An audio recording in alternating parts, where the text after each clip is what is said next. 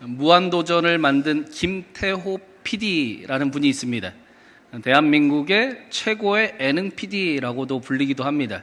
이 김태호 PD가 자신의 스트레스를 해결하는 취미가 있는데 바로 성경 필사라고 합니다.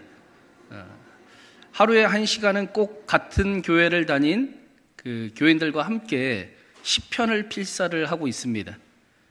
예능 PD답게 이 시편의 저자는 왜 이 시를 썼을까? 이 노래는 왜 부르고 있는 것일까? 말씀 속에 들어가 보고 감정이입을 하다 보면 스트레스가 풀리고 또 스트레스가 사라지는 것을 경험을 합니다. 너무 바빠서 하나님 하루가 48시간이면 좋겠습니다 라고 기도도 하지만 그래도 하루에 1시간 자신의 마음에 하나님의 말씀을 채우는 일을 빼먹지 않습니다.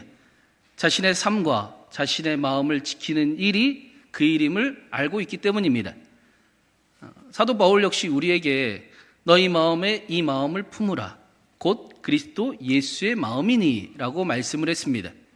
우리 마음 속에는 다툼과 허영이 가득한 것을 우리는 경험하곤 합니다. 아무 일도 아닌데 마음이 흔들리고 또 자존심 때문에 싸움을 멈추지 않기도 합니다. 그래서 우리 삶에는 항상 싸움이 있어 보입니다. 가정에도 있고 교회에도 있고 심지어는 내 마음 안에도 이 자존심 때문에 싸움이 일어나는 것을 경험하곤 합니다. 그런데 지난주 말씀에 우리가 함께 나누었듯이 하나님의 나라가 우리 안에 가득하면 싸울 필요가 없어지게 됩니다. 내 뜻대로 하는 마음보다 하나님의 뜻을 이루는 일이 먼저가 되면 싸울 필요가 없고 오히려 하나 되는 것을 경험하게 됩니다. 그래서 성경은 예수님의 마음을 품으십시오. 예수님의 심장이 내 안에 뛰는 것을 경험하며 살아가십시오 라고 말씀하고 있습니다. 예수님의 마음이 가득 넘치는 저와 여러분 되기를 간절히 바랍니다. 이 예배가 그 마음의 소중함을 알고 그 마음이 능력이 됨을 경험하는 놀라운 은혜가 함께하기를 바랍니다. 그렇다면 예수님의 마음은 어떤 마음인가가 바로 오늘 말씀입니다. 오늘 말씀은 특별히 성경에서 가장 아름다운 말씀, 그리스도의 창가라고도 불리기도 합니다. 우리 5절과 6절을 한번 같이 먼저 읽어보겠습니다. 5절 6절입니다. 너희 안에 이 마음을 품으라 곧 그리스도 예수의 마음이니 그는 근본 하나님의 본체시나 하나님과 동등됨을 취할 것으로 여기지 아니하시고. 우리 안에 그리스도의 마음을 품으라 하는 가장 먼저의 이유는 예수님이 근본 하나님의 본체이시기 때문입니다. 근본 하나님의 본체를 지역하면 실제 하나님의 모양이라는 뜻입니다. 다시 말하면 예수님은 하나님과 닮았고 비슷한 정도가 아니라 하나님을 그대로 나타내시는 분이라는 뜻입니다. 그래서 예수님의 마음을 품으라 라는 말씀은 예수님이 착하기 때문에 착한 마음을 가지고 살아가면 신상에 좋을 거다라는 정도의 말씀을 하는 게 아닙니다. 마틴 루터는 예수 그리스도를 떠나서는 하나님을 알 수가 없다라고 말했습니다. 하나님이 어떤 분이신지를 알 수 있는 유일한 통로가 바로 예수님입니다. 예수님이 아니면 하나님을 알 길이 없습니다. 하나님을 보고 싶으면 예수님을 바라보면 됩니다. 그래서 예수님의 마음을 품으라라는 것은 이제부터는 하나님을 제대로 알고 하나님과 함께 살아가 보십시오. 그 길에 능력이 있습니다. 그 길에 소망이 있습니다. 그 길에 축복이 있습니다 라고 말씀하는 것입니다. 우리는 하나님을 오해하기가 너무 쉬운 존재들입니다. 우리가 주중에 날마다 아멘에 통해 요셉의 형들과 야곱이 그런 모습인 것을 보았습니다. 하나님은 분명히 그들을 살리시는데 요셉의 형들은 두려웠습니다. 죄책감에 사로잡혀서 하나님이 은혜를 베푸심에도 불구하고 그것이 심판으로 보였습니다. 하나님의 사랑보다는 항상 심판이 가깝고 평안한 삶보다는 불안한 삶이 훨씬 더 익숙합니다. 그래서 구원을 향해 가기보다 두려움을 떠안고 살아가는 모습을 보일 때가 많습니다. 야곱도 마찬가지였습니다. 요셉을 잃어버린 그 상처가 야곱의 삶을 무너뜨리고 있었습니다. 야곱의 눈에는 모든 일이 자신을 해하는 것처럼 보입니다. 모든 일이 두렵습니다. 우리도 하나님을 오해하는 때가 있습니다. 문제가 생기면 하나님이 나를 버리신 것 같고, 길이 막히면 하나님이 나를 심판하시는 것 같습니다. 마음이 불안하면 하나님이 나를 멀리 하시는 것처럼 느낍니다. 특히 죄책감과 상처로 붙들리게 되면 하나님을 오해하고 또 하나님이 하시는 일을 보지 못하며 살아가게 됩니다. 그런데 예수님은 그런 우리의 마음의 상처를 만지시며 나도 그 마음을 안다. 나도 똑같이 배신도 당해봤다. 나도 조롱과 침뱉음도 당해봤다. 나도 고난을 받아봤다. 내가 그 길을 왜 걸어갔는지 아니?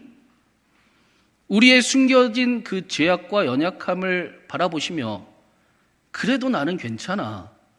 나는 네 편 할 거야. 내가 너를 도와줄 거야. 나랑 같이 일어나 보지 않겠니? 나한테는 숨기거나 감추지 않아도 돼. 나하고 함께 다시 살아보자 라고 말씀하십니다. 그가 찔림은 우리의 허물 때문이요, 그가 상함은 우리의 죄악 때문이라. 그가 징계를 받음으로 우리가 평화를 누리고 그가 채찍에 맞음으로 우리가 나음을 입었도다. 예수님을 통해 우리는 하나님을 제대로 볼 수 있습니다. 하나님은 심판자가 아니라 우리를 고치시는 분, 우리를 살리시는 분이십니다. 오늘 말씀에도 7절, 8절에 똑같은 말씀이 나옵니다. 우리 7절과 8절 한번 읽어보겠습니다. 오히려 자기를 비워 종의 형체를 가지사 사람들과 같이 되셨고 사람의 모양으로 나타나사 자기를 낮추시고 죽기까지 복종하셨으니 곧 십자가에 죽으심이라. 예수님이 하나님과 근본 본체이신데 하늘에 계시지 않고 하늘에서 우리를 대하시지 않고 이 땅에 우리와 같은 모양으로 오셨습니다. 종의 모양으로 자기를 비워 오셨고 우리와 같이 되시며 우리와 같이 자기를 낮추시고 죽기까지 복종하셨습니다. 그걸 십자가라고 이야기하는 겁니다. 우리가 이 모습을 보면서 흔히 겸손을 배우라 라고 말씀하시는구나 정도의 해석을 합니다.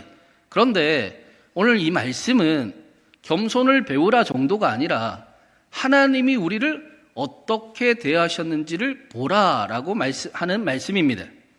하나님은 높은 자리에서 우리를 대하지 않으십니다. 우리를 위해 낮고 천한 곳으로 내려오시는 분이십니다. 우리가 보통 종과 주인의 관계를 생각할 때 상하 수직 관계로 이해하는 경우가 많습니다. 그래서 하나님이 우리의 주인이시고 하나님이 우리의 왕이시다라는 고백이 불편한 순종이 됩니다. 부담스러운 순종으로 느끼는 경우가 있습니다. 여러분은 어떠십니까? 하나님이 우리의 주인이 되십니다. 하나님이 우리의 왕이십니다. 그런데 진짜 주인인 이유는 자신의 것을 반드시 책임지는 존재이기 때문에 주인이라고 하는 겁니다. 진짜 주인이라는 것은 명령을 하는 사람이 아니라 그뿐만 아니라 끝까지 책임지는 사람이기 때문입니다. 저는 명품이 없어서 잘 모르겠지만 명품을 함부로 다루는 사람은 없지요. 그렇습니까? 뭐 수천만 원, 수백만 원짜리가 있는데 함부로 대하지는 않을 것 같습니다. 그래서 제가 비 오는 날 명품을 확인하는 방법을 알려드렸잖아요. 근데 비행기 안에서도 확인하는 방법이 있다고 합니다.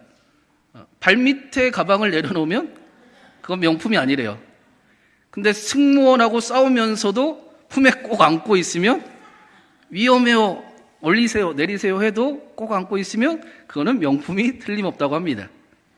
명품 얘기를 하려는 게 아니고 명품은 소중하게 다룹니다. 명품을 함부로 대하지는 않습니다. 그래서 오늘 말씀에 예수님이 우리를 어떻게 대하시는가를 한번 보십시오. 우리를 위해 자기를 비우셨습니다. 우리를 살리기 위해 자기를 낮추시고 기꺼이 죽기까지 복종하셨습니다. 저와 여러분이 하나님께 어떤 존재인 것 같으십니까? 예수님이 내가 이렇게도 낮아질 수 있는 하나님이다, 그러니까 나를 사랑해라 라고 말씀하시는 게 아니라 우리를 어떻게 대하시는지를 보여주고 계시는 겁니다. 낮아지심이 목적이 아니라 사랑하심이 목적입니다. 우리를 얼마나 사랑하시는지, 우리가 하나님께 어떤 존재인지, 우리가 얼마나 소중한지, 우리가 얼마나 귀한지를 알려주는 말씀입니다. 그 일을 위해 이 땅에 내려오셨습니다. 우리가 명품이기 때문입니다. 사랑하는 여러분, 인생의 비바람을 맞을 때도 있습니다. 그런데 하나님이 우리를 머리 위에 쓰지 않으시고 꼭 품 안에 안고 계십니다. 우리가 명품이기 때문입니다. 반드시 우리를 책임지시고 소중한 것을 반드시 지키십니다. 예수님이 이 사실을 알려주시려고 이 땅에 내려오신 겁니다. 하나님을 더 이상 오해하지 않게 하시고 우리를 끝까지 책임지시는 분이심을 알면서 살아가게 하시기 위해서 오셨습니다. 그래서 우리는 심판보다는 사랑이 더 가깝고 불안보다는 하나님 안에서의 평안이 더 좋고 두려워하기보다 하나님의 구원을 향해 나아갑니다. 기도하는 삶을 살아갑니다.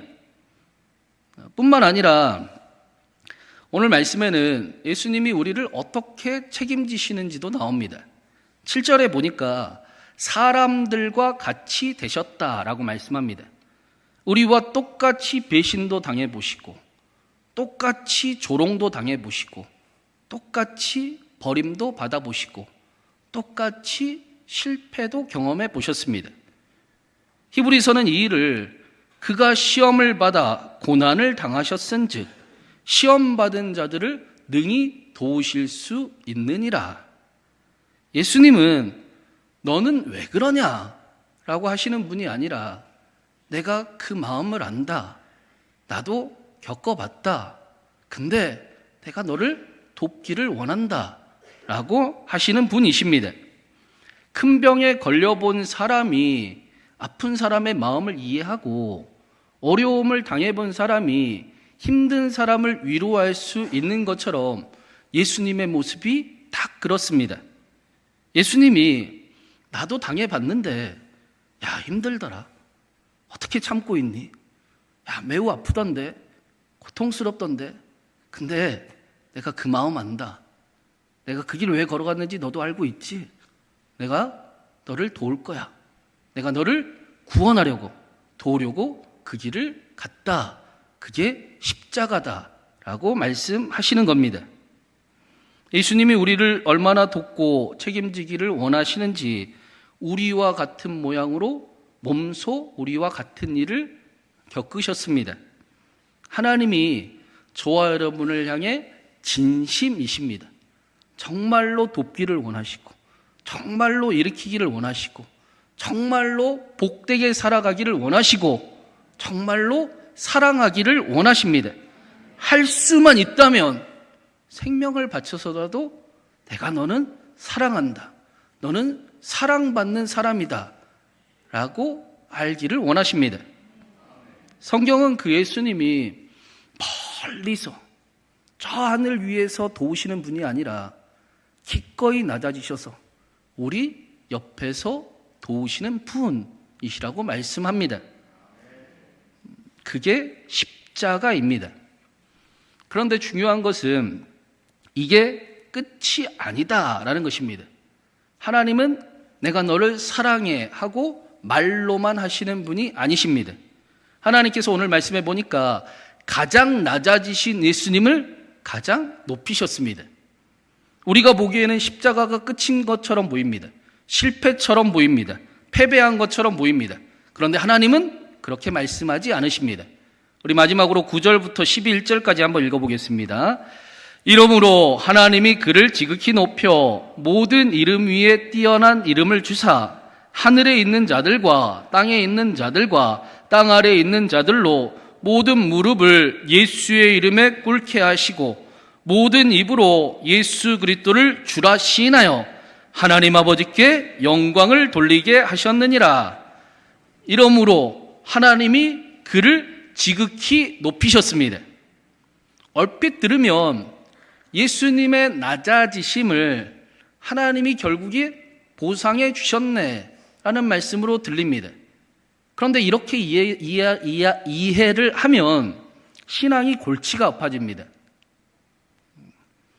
우리도 낮아지면 분명 손해이지만 하나님이 결국 높여주실 것이기에 오늘을 참는다 하고 신앙생활을 하게 됩니다.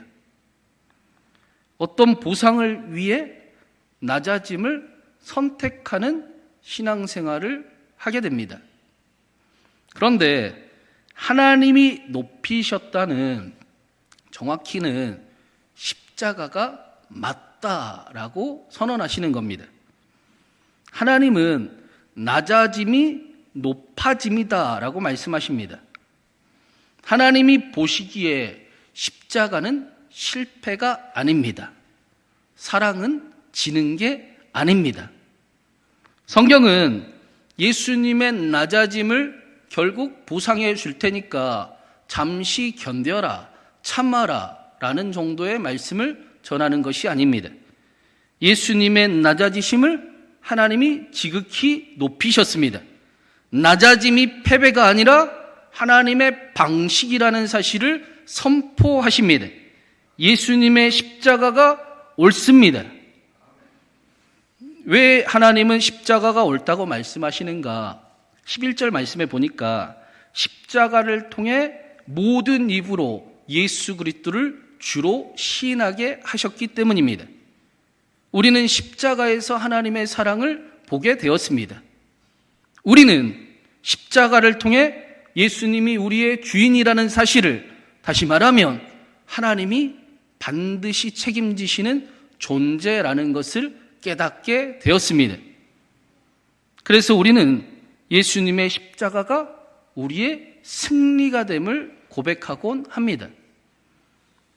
우리가 아직 죄인 되었을 때 그리스도께서 우리를 위하여 죽으심으로 하나님께서 우리에 대한 자기의 사랑을 확증하셨느니라. 여기 기독교의 진리가 담겨 있습니다. 요한계시록에도 죽임당하신 어린 양이 승리하신 모습이 나옵니다. 세례 요한도 예수님이 걸어오실 때 보라, 저기 세상 죄를 지고 가는 어린 양이로다 라고 홀로 고백했습니다. 세상 모든 사람들이 그 모습을 이해하지 못할 때 세례 요한 혼자 세상 죄를 지고 가시는 하나님의 어린 양이 오신다. 이 사랑을 아는 일이 세례 요한의 삶의 승리의 비결이 되었습니다. 세례 요한이 승리한 삶을 살아가기에 죽임당하신 어린 양을 아는 일이면 충분했다라는 것입니다. 성경에 예수님께서 직접 나와 함께 낙원이 있으리라 라고 말하는 유일한 사람이 바로 강도였습니다. 그는 세례도 받지 못했고 삶도 바르지 못했습니다. 회개할 시간도 없었고 새 사람으로 살아갈 기회도 없었습니다. 그는 예수님 옆에서 십자가에서 죽어가고 있었습니다. 다른 강도는 예수님을 조롱했습니다. 그러나 이 사람은 변명하지 않았고 또 핑계대지도 않았습니다. 내려만 주시면 잘 살아보겠습니다라고 말하지도 않았습니다. 그가 한 말은 이것뿐입니다. 우리는 이 형벌을 받는 것이 마땅하지만 당신은 그렇지 않습니다. 예수여, 낙원에 계실 때 저를 기억하여 주시옵소서. 예수님도 그에게 증명해 봐라, 다시 해 봐라, 두고 보자 라고 하지 않으셨습니다. 오늘 내가 나와 함께 낙원에 있으리라. 나를 위해 십자가에 달리신 하나님, 죽임당하신 어린 양을 아는 일이면 충분합니다. 이 일을 아는 일이 제일 중요합니다.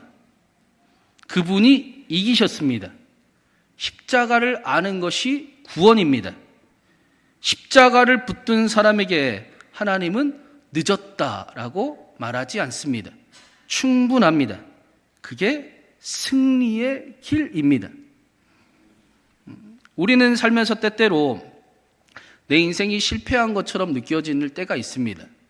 8절 말씀처럼 분명히 희생했는데, 수고했는데, 그런데 돌아오는 것은 오해뿐이고 자존심도 상하고 낮아짐이 손해 같아 보입니다.